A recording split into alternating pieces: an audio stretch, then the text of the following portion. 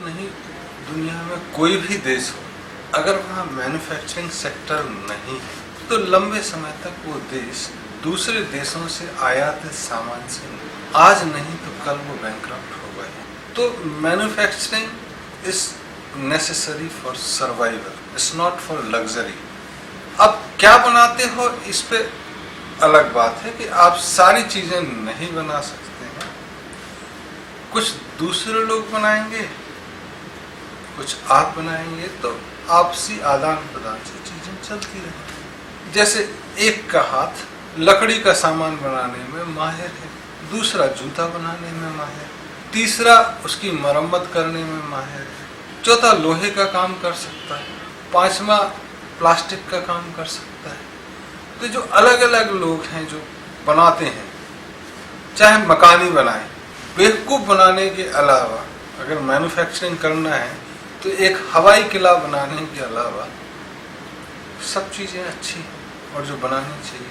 हाँ, जहाँ हवाई किले बनने लगते हैं वहाँ चीजें जरूर खराब। जैसे कि एक उदाहरण दें कि चीजें कितनी खराब हुई होंगी, जिस राज्य में ऐसी चर्चा भी हुई होगी। तो एक बार एक राजा ने कहा कि कुछ अद्भुत बनाओ, तो मंत्रियों ने एक का नाम सजेस्ट किया कि ये बहुत होशियार आदमी है, ये कुछ अनोखा बनाएगा। बोले जैसा राजा हो। तो बोले देखो, सभासदों ने कहा कि बाकी सब तो महल जमीन पे बनाए, तुम हवा में बना के दिखाओ तो हम तुम्हें जाने कि तुम बहुत महान हो। ठीक है, हमको 6 महीने का समय दो और हमको इतना इतना पैसा चाहिए। हवा में महल बनाना कोई आसान, इतना पैसा दिया गया और वो 6 महीने छुट्टी पे रहा। 6 महीने बाद वो आया। इस दौरान उसने बहुत सारे तोते खरीद लिए और तोते को सिखाया, सीमेंट लाओ, बजरी लाओ, पानी लाओ, लकड़ी लाओ, दरवाजा लाओ, ये सिखाता रहा। 6 महीने बाद जब पूछा, बोले बन गया महल? हाँ, काफी हद तक तो तैयार हो गया। तो बोले दिखाई नहीं दे रहा है। बोले देखो साहब, हवा का महल कभी दिखाई देगा? हवा का महल तो हवा में बनाया किसने? बोले तोते वगैरह उड़ रहे हैं ना, हवा में तो वही लोग बनाएंगे।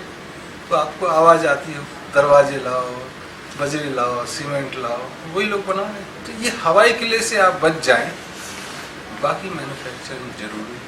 अगर एक इमारत को देखें तो सीमेंट चाहिए है, सीमेंट बनाने का प्लांट चाहिए। अगर चूने का बनाया तो चूने का प्लांट चाहिए, तो फिर प्लांट होने चाहिए। अब ये सारी चीजें अगर आप बाहर से खरीदेंगे दूसरी जगह से, तो आप कैसे रुकेंगे, कैसे सस्टेन करें? तब आपसे बदले में लोग क्या लेंगे?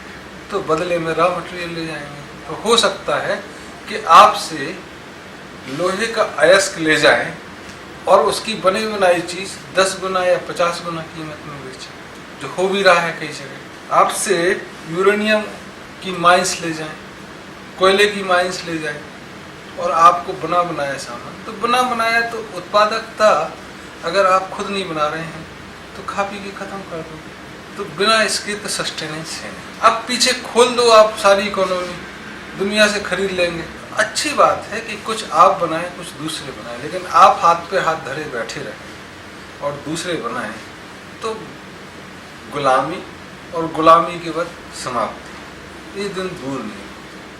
तो दुनिया में बहुत सारे देश तुमको देखो जो तेल पैदा कर रहे हैं, वो बंदूकें दूसरों से ला रहे हैं और लड़ रहे हैं। या अफ्रीका में सिर्फ माइनिंग है और कुछ है ही नहीं। लोग वहाँ जाते हैं कि हम विकास करेंगे, रेल लगाएंगे, तो रेल वो माइनिंग से और पोर्ट तक लगा लेते हैं, बाकी कुछ होता नहीं। तो कुछ भी बनाए, बनाना जारी होना चाहिए। सिर्फ जंगल में रहने से सभ्यताओं का विकास नहीं।